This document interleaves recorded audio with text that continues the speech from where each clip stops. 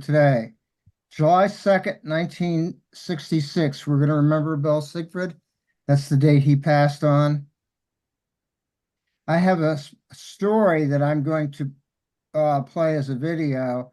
The story of Nageli, the man whose life was frozen in time, is a haunting one. In 1914, he disappeared while working at the Oberot, a mountain hut in the Swiss Alps. And then we'll go on from there. Out of curiosity, July 1st, 1867 was when Canada became a nation. And they have a day that they celebrate that's called Canada Day. I'm not sure exactly when that. I think it's July 1st. That's the date it was established. No, 1867 was the date of independence. I'm not sure exactly when it was established, but I invite anyone who has a story or a memory about Canada to share it when we get to that topic. Let's see. I have a story about I always introduce Bob and Millie whenever I can, and turns out they have a story about not the 4th of July per se, but June 30th, 1942. I thought I had one for July 4th. Let's see. I don't have anything. I'm gonna have to just read it to you. I offered to put something in the agenda in case Cindy wants to talk about her experience at NIH this week in 2023. I don't know, Cindy, do you want to say anything about that? Not right now. It's on the agenda for today. Do you I'll want to say speak like about a it? little bit, but we don't Okay. have to make a big deal out of it. Well, you're on the agenda. I just want to know whether I should skip over you. Okay, and then the last one is I asked everybody to come prepared to share one memorable 4th of July experience. So that's what we have for that. But we should start off, I think, by showing the whiteboard, an existing whiteboard. So what we want to do here is remember Bill Siiegfried. That's his funeral card there on the left. I've only got 2 photos that I thought to put in whiteboard. Let me see if I can find that real quick. I'll just read it, the obituary to you. Let's see.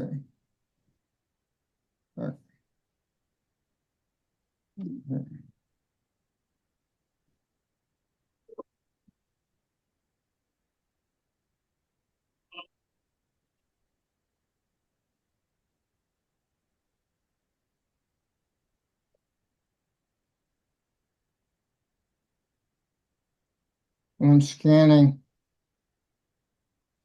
my thing looking for Bill Siiegfried. Yeah, I guess that's July 3rd.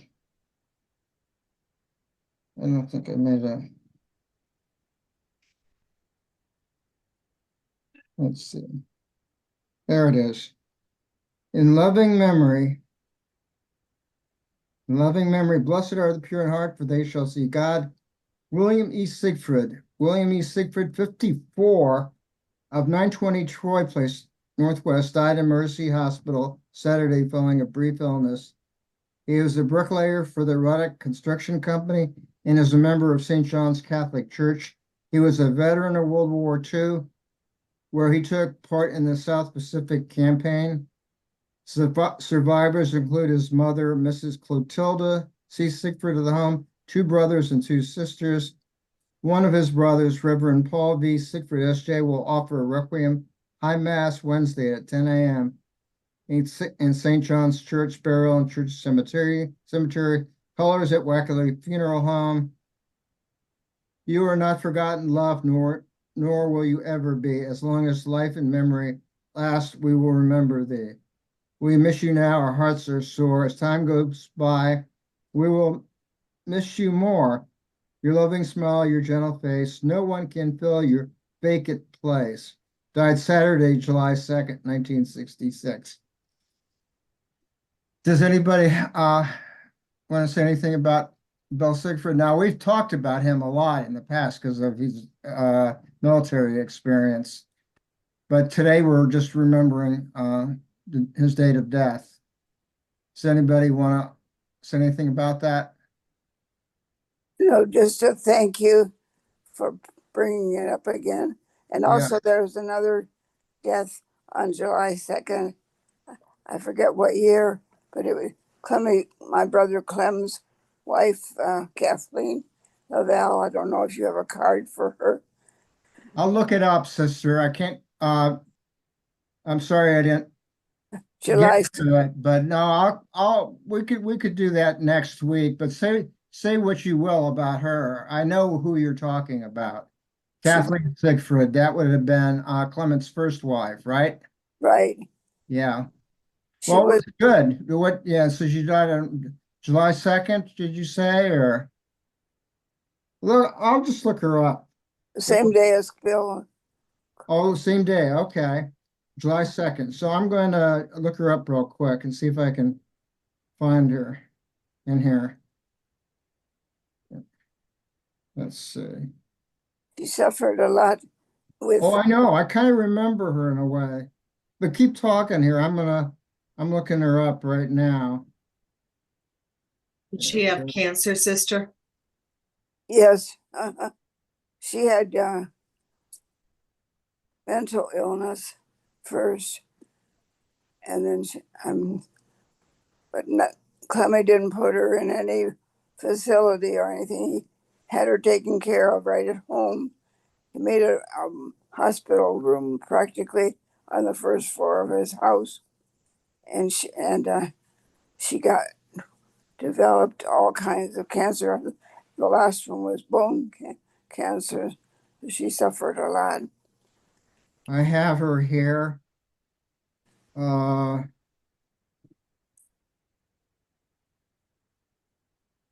She was born in 1908. Her maiden name was Lavelle. Her parents were John Lavelle and Ellen Lavelle, if you don't remember that. She was married on 1934, November 29th, to Clement. And of course, their children were Kathleen Ann and Bobby James Siegfried.